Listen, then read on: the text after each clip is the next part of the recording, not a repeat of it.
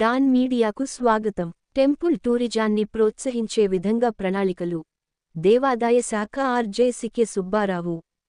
అల్లూరి సీతారామరాజు జిల్లా దేవీపట్నం మండలం గొందూరు గ్రామంలో ఉన్న శ్రీ గండి పోసమ్మ అమ్మవారి దేవాలయాన్ని బుధవారం దేవాదాయ ధర్మాదాయ శాఖ multi zone 1 regional joint commissioner K Subbarao, deputy executive engineer తోట దుర్గేష్, స్థపతి జి శ్రీనివాస్, అసిస్టెంట్ స్థపతి ఎ నాగేశ్వరరావు, సూపరింటెండెంట్ తోట సుబ్రహ్మణ్యం, గ్రేడ్ 1 కార్యనిర్వహణాధికారి గండి వెంకట లక్ష్మీకుమార్, సిబ్బంది ముమ్మిడి మోహన్ సందర్శించారు.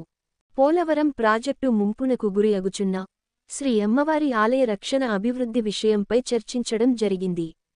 అనంతరం గోదావరి మధ్యలో ఉన్న శ్రీ ఉమా మహానందీశ్వర స్వామివారి దేవాలయాన్ని, దేవీపట్నం మండలంలో ఉన్న ప్రఖ్యాత దేవాలయం రామదుర్గంను సందర్శించారు. శ్రీ గండి పోసమ్మ ఆలయ రక్షణ, అభివృద్ధికి, శ్రీ మహానందీశ్వర స్వామి, రామదుర్గం ఆలయాల అభివృద్ధికి ప్రణాళికలు దేవాదాయ ధర్మాదాయ శాఖ కమిషనర్కు, ఇరిగేషన్ శాఖకు, పోలవరం ప్రాజెక్ట్ అధికారులకు సమర్పించామని తెలిపారు. టెంపుల్ టూరిజాన్ని ప్రోత్సహించే విధంగా ప్రణాళికలు రూపొందిస్తామని అన్నారు.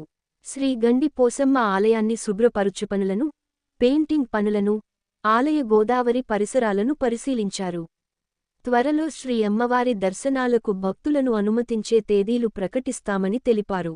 ఈ కార్యక్రమంలో ఇరిగేషన్ శాఖాధికారులు, ఆలయ ఇతర సిబ్బంది పాల్గొన్నారు. విశ్వసనీయ వార్తల సమాహారమే మన డాన్ మీడియా. మరిన్ని వార్తల కోసం మన డాన్ మీడియా ఛానల్ను సబ్స్క్రైబ్ చేయండి. మరికొందరితో చేయించండి. ధన్యవాదములు.